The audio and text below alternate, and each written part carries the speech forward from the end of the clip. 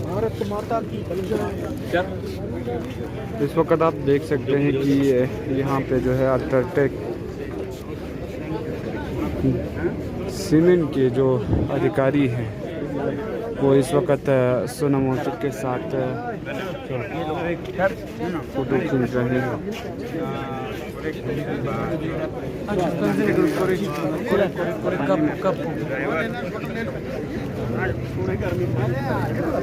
देख सकते हैं किस तरह जो है इनके साथ जो है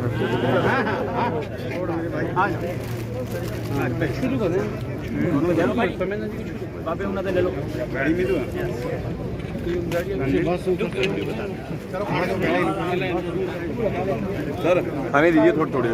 इस वक्त हमारी टीम बघेरी में मौजूद है जहां पे सोनम वांगचुक और उनके काफिला जो है अभी यहां पे पहुंचे हैं। जिस तरह ये यात्रा जो है 1 सितंबर को लेके इंडियंस ग्राउंड से चला था। अभी हमारे साथ एक्टिविस्ट है सर, अभी जो है ये काफिला जो है बघेरी में पहुंचे हैं, तो क्या कुछ कहेंगे आप? इस काफिले को आप किस तरह देखते हैं? लेह से दिल्ली के लिए जो यात्रा 1 सितंबर को लेह से शुरू हुई थी, आज वो 24 दिन बाद यहाँ पर बघेरी हिमाचल है ये। और बघेरी में आप ये देख सकते हैं हमारे बिल्कुल पीछे ये अल्ट्राटेक सीमेंट कंपनी है। और अल्ट्राटेक सीमेंट कंपनी के बाहर बिल्कुल ये यहाँ के मज़दूर, यहाँ के मज़दूर संगठनों के लोग और यहाँ के जो स्टाफ के जो लोग हैं उनके द्वारा एक गुज़रते हुए यहाँ से जब यात्रा गुज़र रही है तो उनके द्वारा भी सोनम जी का और लेह लद्दाख से आए हुए यात्रियों का एक स्वागत जो है वो यहाँ पे किया जा रहा है। अपनी शुभकामनाएं प्रेषित की जा रही हैं। जिस प्रकार से पर्यावरण के लिए लेह लद्दाख के लोग और हिमालय क्षेत्र के लोग जो मांग कर रहे हैं, ये बहुत ही ज़रूरी मांग है। लेकिन सबसे पहले यहाँ पे बहुत से मज़दूर संगठनों के लोग हैं और अगर हम बात करें तो मज़दूर संगठनों के जितने भी लोग हैं उनको बहुत सी समस्याएं जो हैं वो झेलनी पड़ती है। कई समस्याओं से दो चार होना पड़ता है। प्राइवेट कंपनियाँ जो हैं बहुत जगह में बहुत सी मज़दूरों की ऐसी समस्याएं हैं जो निश्चित तौर पर जो ये संगठन मज़दूरों के संगठन देश में इसलिए बनाए जाते हैं क्योंकि मज़दूर हर व्यवसाय का किसी भी कार्य का स्तंभ होता है। तो यहाँ पर मज़दूर हैं, वैसे हम इनसे बात भी करेंगे लेकिन इनका अपना अपना ओपिनियन है। आज ये सिर्फ स्वागत कर रहे हैं। अभी हम बात करेंगे पर्यावरण के मामलों को अगर हम लेकर बात करें तो जैसा कि हिमाचल प्रदेश में कुल सीमेंट की 5 कंपनियाँ हैं। 3 कंपनियाँ ACC, अंबुजा और अल्ट्राटेक सीमेंट कंपनियाँ जो 1.5 किलोमीटर के हवा के दायरे के अंदर 3 कंपनियाँ जिला बिलासपुर और जिला सोलन के दाड़ाघाट में स्थित है। ये जिला सोलन है। 2 कंपनियां यहाँ पे हैं, अल्ट्राटेक और ACC कंपनियां भी। जो सीमेंट लाइमस्टोन जो है वो लाइमस्टोन वहाँ से जो है उसको क्या ग्राइंड करके लाया जाता है, उसका क्या क्लिंकर बनाया जाता है, उसके बाद यहाँ पर आकर जो है वो सीमेंट बनाया जाता है। तो हिमाचल प्रदेश में 5 सीमेंट कंपनियाँ हैं। कहीं ना कहीं पर्यावरण के जो हालात हैं, पर्यावरण हिमालय के जो हालात हैं, इसमें जो देश के अंदर भारी गर्मी और इसमें जो देश के जो हालात बने हुए हैं उसकी अगर हम बात करें तो ये कहीं ना कहीं पर्यावरण के लिए और नालागढ़ जो क्षेत्र है, ये पूरा का पूरा नालागढ़ जो क्षेत्र है इंडस्ट्रियल एरिया में आता है और यहाँ का वातावरण पर्यावरण इतना दूषित है जिससे इतनी बीमारियाँ, अगर हम बात करें तो यहाँ पे बहुत से जितने भी इस क्षेत्र में कर्मचारी हैं जो कार्य करते हैं, नौकरी पेशा करते हैं, उन सब लोगों को कई तरह की बीमारियां यहाँ पे हैं। यहाँ का बहुत ज़्यादा प्रदूषण, यहाँ का वातावरण जो है प्रदूषित है। हमारे साथ इस क्षेत्र के सीनियर एडवोकेट भी हैं, नरेश घई जी हमारे साथ हैं। हम थोड़ा सा इस विषय पे यहाँ की क्या समस्याएं, किस तरीके से यहाँ पर्यावरण दूषित है, पानी दूषित है, ये सर से हम आपसे भी जानना चाहेंगे। आप यहाँ की लोकल बाशिंदे हैं, तो क्या कुछ आपकी अभी स्थिति है? नालागढ़ क्षेत्र जिसे कि BBN इंडस्ट्री एरिया कहा जाता है, यहाँ पर एशिया की सबसे बड़ा फार्मास्यूटिकल है, सबसे ज़्यादा इंडस्ट्री है और साथ में यहाँ पर कपड़ा मिल्स हैं, सीमेंट मिल्स हैं और दूसरी इंडस्ट्री काफ़ी हैं, ट्रक काफ़ी हैं। लेकिन यहाँ पर जो इंफ्रास्ट्रक्चर होना चाहिए था, जैसा कि यहाँ पर सड़कें होनी चाहिए थी, तो यहाँ पर 2003 में इंडस्ट्रियल पैक्ट दिया गया, तो इंडस्ट्रियल के बाद जो यहाँ पर सड़कें बननी थी, इंफ्रास्ट्रक्चर बनना था, वो नहीं बना, तो उसका खमियाजा जो है यहाँ की जनता भुगत रही है। यहाँ पर सड़कों का निर्माण 4 लेन अब होने जा रहा है पंजोर से लेकर नालागढ़ तक। वो भी जो 4 लेन है उसे बनते हुए 5 साल हो गए हैं, तो अभी तक लोगों के यहाँ हर साल एक्सीडेंट में काफ़ी लोग मर रहे हैं। इसी तरह से सबसे ज़्यादा समस्या है इस एरिया में वो अवैध खनन की है। हमारी जो पेयजल योजनाएँ हैं भूमि का जो जल है भूमिगत वो अब सूख रहा है, क्योंकि यहाँ पर खनन इतना होता है कि नदी नाले जो हैं, खड्डे जो हैं, उनका खनन कर करके जो खनन माफिया है उन्होंने अपने आप को करोड़ों रुपए कमा लिया,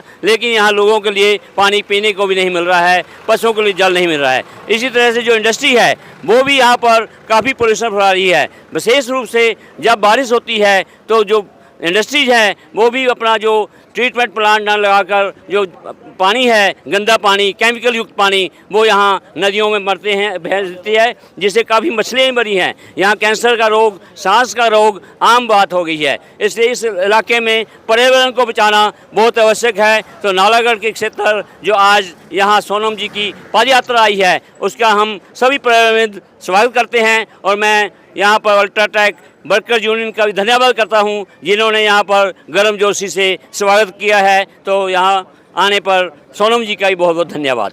एडवोकेट साहब, आपसे जानना चाहूँगा, जो स्थिति अभी हिमाचल का है, ये स्थिति अभी लद्दाख में ना हो, इसके लिए ये जो यात्रा है वो दिल्ली की तरफ जा रहे हैं, तो इस पे आप क्या कहना चाहेंगे? देखिए, आपके चैनल के माध्यम से आपने इस यात्रा को लेह लद्दाख के लोग भी और पूरा सोशल मीडिया हिमाचल प्रदेश के लोग भी लगातार कवर करते आ रहे हैं। जब आप लेह लद्दाख से नीचे आए, जब लाहौल स्पीति को आए, जब कुल्लू में आए, आपने लगातार देखा हर जगह में, लगातार आपके वीडियोस के माध्यम से यहाँ के स्थानीय लोग, हर जगह के स्थानीय लोग भी और सोनम जी भी और विभिन्न यात्री भी जगह जगह से वीडियो बनाकर ये दिखा रहे हैं किस प्रकार से यहाँ के लोग ग्रसित है। आपने अभी सुना कि नरेश घई जी जो सीनियर एडवोकेट हैं, जॉइंट डायरेक्टर प्रोसिक्यूशन के पद से ये रिटायर हुए हैं और ये सीनियर एडवोकेट अभी यहाँ वकालत करते हैं। तो इन्होंने साफ स्पष्ट तौर पर बताया कि किस प्रकार से यहाँ भारी इंडस्ट्री होने की वजह से लोगों का जीवन, जल जीवन, यहाँ के पशु जो मुख्य व्यवसाय है लोगों का, खेतीबाड़ी करने वालों का, उनकी खेती भी बर्बाद हो चुकी है। तो इस तरह की पर्यावरण की समस्याएं हमारे बिल्कुल पीछे आप देख सकते हैं सीमेंट कंपनी। तो क्या सीमेंट कंपनी हिमालय क्षेत्रों के लिए उपयोगी है? ये एक बहुत बड़ा विषय है। 5 सीमेंट कंपनी अगर हिमाचल में है तो ग्लेशियर पिघलेंगे या नहीं पिघलेंगे, ये लोगों को सोचना है, तय करना है, सरकारों को तय करना है कि पहाड़ हटाए जा रहे हैं अपनी जगह से, खनन, वह भी अवैध खनन है, सबसे बड़ा अवैध खनन तो सीमेंट बनाना है। भारी स्तर पर सरकार को ये प्रयास करने चाहिए। सिर्फ सीमेंट बनाने से, सीमेंट के घर बनाने से हमारा जो पर्यावरण है वो कितना दूषित होता है।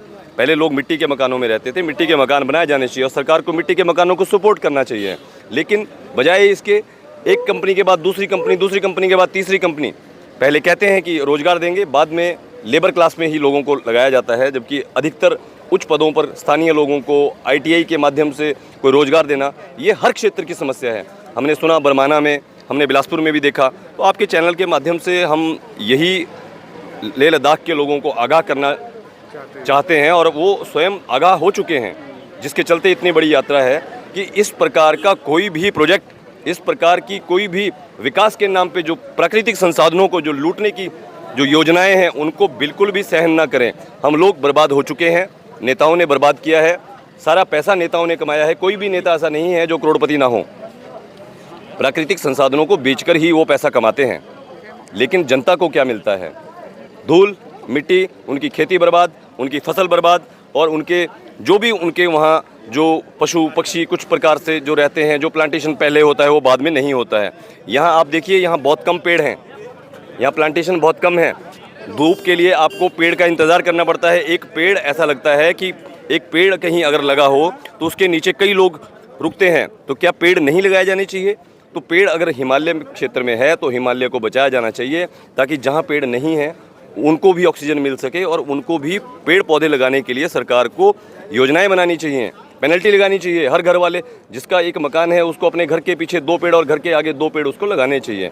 अगर इस प्रकार की योजनाएं सरकार नहीं बनाती है, पंजाब का जितना एग्रीकल्चरल लैंड है वो सारा बर्बाद हो चुका है। कॉलोनियों पर कॉलोनियाँ बनती जा रही हैं। हर कॉलोनी, मैक्सिमम कॉलोनियों में नेताओं की हिस्सेदारी है, क्योंकि 2 नंबर का पैसा नेताओं के पास होता है, इसलिए बड़ी बड़ी कॉलोनियाँ बनती हैं। क्या एग्रीकल्चरल लैंड कॉलोनियों के इस्तेमाल के लिए दी जानी चाहिए? क्या एग्रीकल्चरल लैंड का जो पर्पज़ है वो एग्रीकल्चर है, ना कि कॉमर्शियलाइज करना उसको कि वहाँ कॉलोनियाँ बनाएं। एक आदमी के पास कितने घर होने चाहिए? सोनम सर की हम बहुत धन्यवादी हैं, उनका भी यही कहना है, वो लोगों को यही समझा रहे हैं। प्लास्टिक, हिमाचल में प्लास्टिक बैन है। सबसे अहम बात हम बताएं आपको, हिमाचल में प्लास्टिक बैन है और प्लास्टिक का लिफाफा बैन है। सब्जी लेने के लिए प्लास्टिक का लिफाफा बैन है। आप प्लास्टिक के लिफाफे में सब्जी नहीं ले सकते। यहाँ कहीं आपको प्लास्टिक का लिफाफा नहीं मिलेगा। लेकिन आप किसी भी दुकान में जाइए, ऐसी कोई भी चीज़ बता दीजिए जो प्लास्टिक में ना हो। टॉफ़ी, चॉकलेट, पानी, पीने का पानी, कोल्ड ड्रिंक, कोई भी चिप्स, कुरकुरे, कोई भी सामान वो प्लास्टिक की ही पैकिंग में अब अवेलेबल है। वो कहते हैं कि इसमें उतना प्लास्टिक नहीं है, लेकिन वो प्लास्टिक सड़कों पर, नालियों पर, हर जगह में फंसा हुआ है, जिसकी वजह से ब्लॉकेज होती है। उसी प्लास्टिक को गाय खाती है, जो आवारा सड़क पर बेसहारा या किसी लोगों की गाय है, उसके पेट में उसका पेट फटता है। तो ये प्लास्टिक हिमाचल में बैन है, लेकिन हर चीज़ प्लास्टिक में है, तो दिखावे के लिए बैन है। कहीं कुछ बैन नहीं है, कोई चीज़ें बैन नहीं है। अवैध धंधा जो है, अगर बैन ही किया जाना चाहिए हिमालयी क्षेत्रों में। प्लास्टिक, कोई भी चीज़ प्लास्टिक में ना हो, किसी भी तरह का कोई प्लास्टिक, चाहे वो पतला हो चाहे वो मोटा हो, नहीं आना चाहिए। अलग तरह की पैकिंग इस्तेमाल होनी चाहिए। तो ये इन सब बातों को लेकर जो सोनम वांगचुक जी ने एक जागरूकता अभियान देश में फैलाया है, पूरे देश के लोगों की जिम्मेवारी बनती है कि 2 अक्टूबर को दिल्ली पहुँचें। 2 अक्टूबर को जिंदा रहने के लिए सांस चाहिए और पानी चाहिए।